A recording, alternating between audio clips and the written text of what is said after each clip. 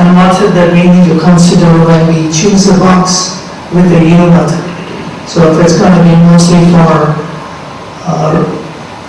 frozen application, usually the safety of coefficient is taken as 1.75, and it is moved up to about 4 times when it becomes a fresh product because of the sensitivity of the product itself. What's the transporter's role? So the transporter is responsible of his link in the cold chain. So whatever happens during the transportation, he's going to be responsible for that. What we basically miss here in this region is the classification. So here currently, if I'm not mistaken, the local legislations don't specify anything particular to the transport refrigeration. So people make their own choices. Sometimes people say it works, many times people say they won't work. Probably there's been some kind of compromise which has happened. So basically when the product is coming out, the combination of the box and the unit, they will have to fall into one of the 3 classes based on what is the temperature to which the unit and the box in combination, taking into consideration the factor of safety. Does it fall between 12 to 0 degrees, which is classified as A? Then you have the 12 to minus 10, which is class B, and class C, which is 12 to minus 20 degrees centigrade. So basically here what happens is, if you look at most of the European trucks, they have certain alphanumeric numbers registered, put them on every corner of the box, which basically says what is the classification, when was it tested, and when it was due for the next test. Here, a Class C certified truck can carry any product basically from plus 12 to minus 20. Whereas if you go into Class B and you want to carry a frozen product, it's no good.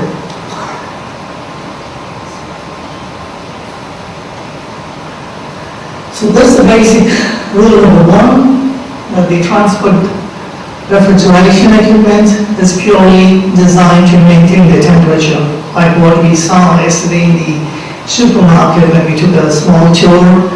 We're purely talking about those display cases supposed to maintain the temperature, so which means that the product which is getting loaded has to get loaded at the right temperature.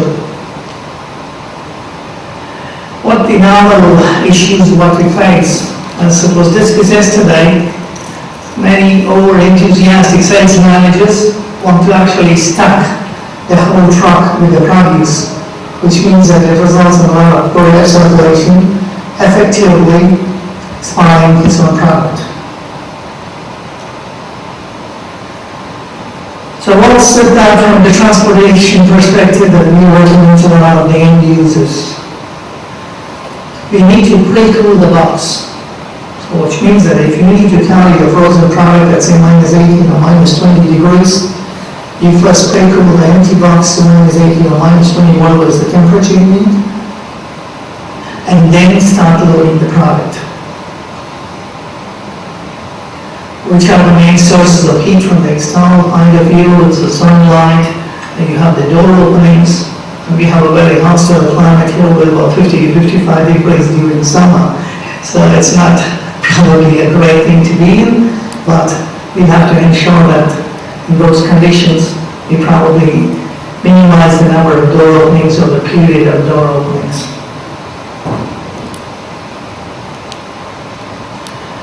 The product has to be loaded at the right temperature. It should be packaged well as well. Air distribution is going to be the key. We advise most of our customers not to wrap certain fresh products because there's also some kind of perspiration.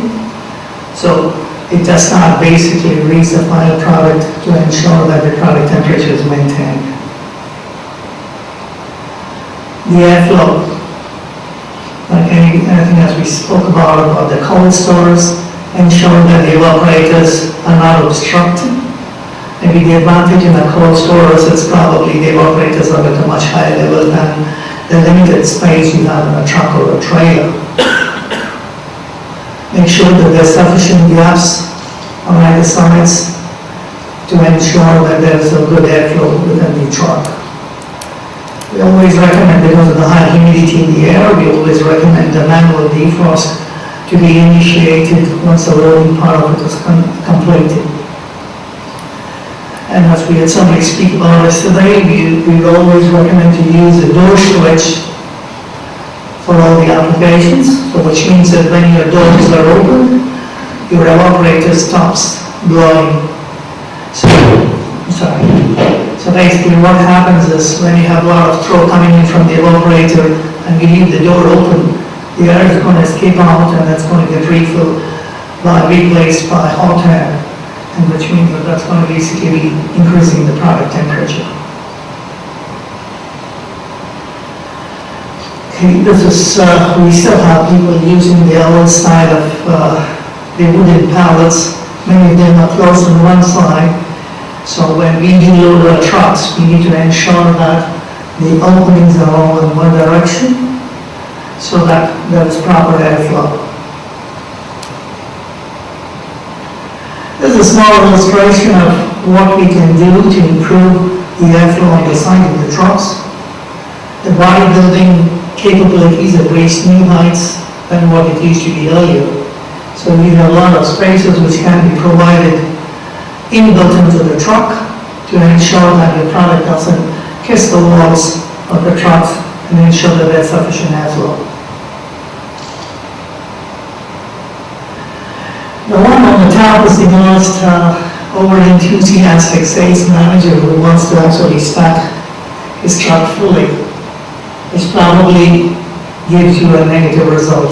Basically, there's a short cycling happening, and actually the rest of the product is going to turn warm.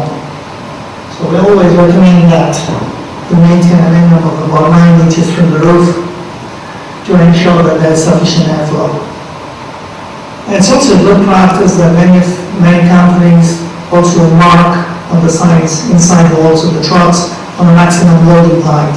So if somebody who doesn't know at least looks at these and is able to ensure that they don't stack beyond that.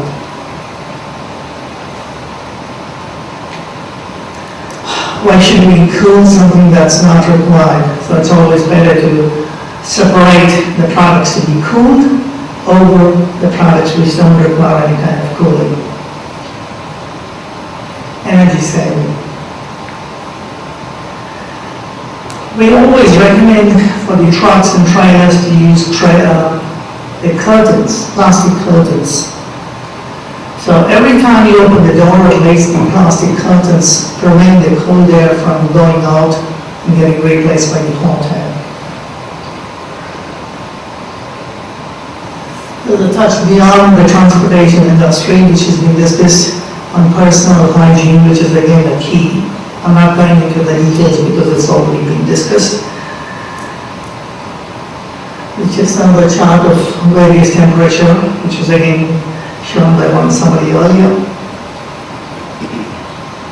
So the conclusion is that this is one of the most important link and the weakest link in the cold chain.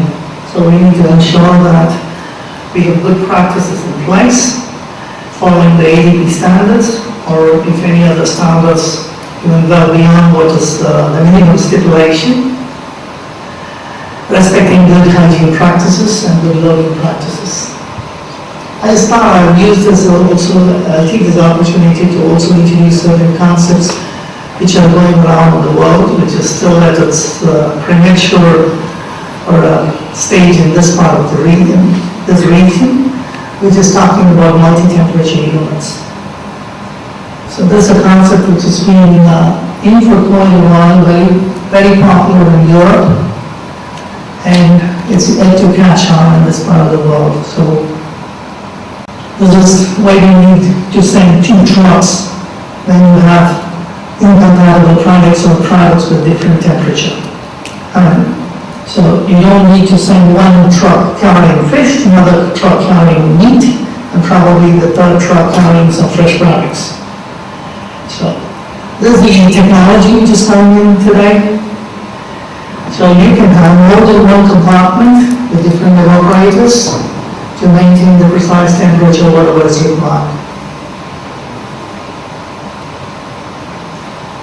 So the advantage lies in fuel trucks, and today from the logistics point of view, today fuel is getting more expensive. Drivers are in the worst of the traffic jams. So it's going to actually take away a lot of your productive time. The flexibility. So your content, your requirement is going to be the limitation of the bodybuilding. So whatever is the kind of application you have and whatever is your specific requirements, the bodybuilding is quite advanced today and they can cater to your specific requirements. And of course, better planning leads to better utilization. So you can manage your entire transportation with a single truck. There's a lot of saving on fuel, emission, and of course, less noise pollution. Thank you. Any questions? Yes, we have any question? There we go.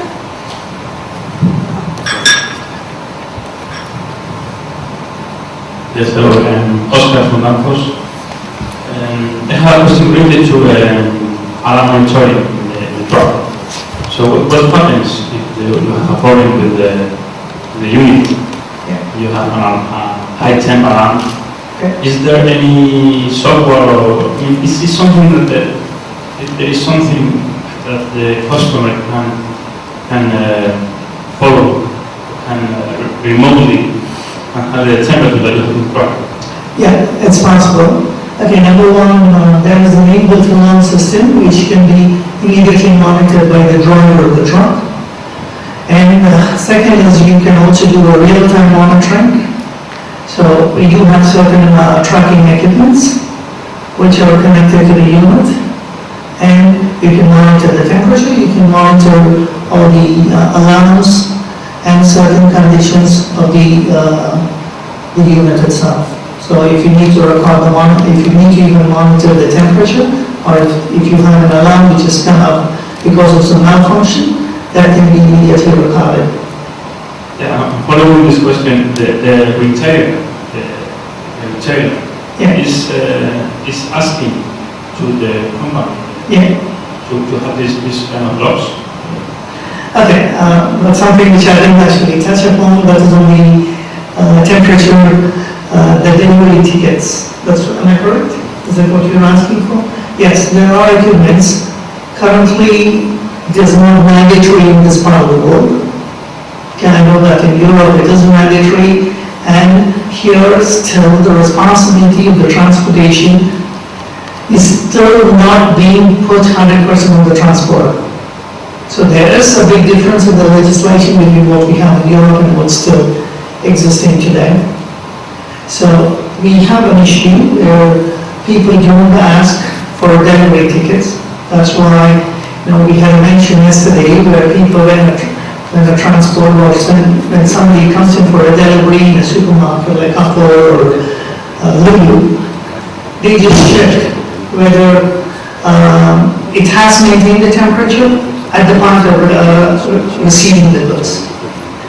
But there is absolutely no check on the traceability. That's perfectly right. Okay, thank you. Another one. Yes, behind you, please. Muhammad Idris from the Lagos. I'm asking about the multi-temperature unit, Yeah. which you mentioned here.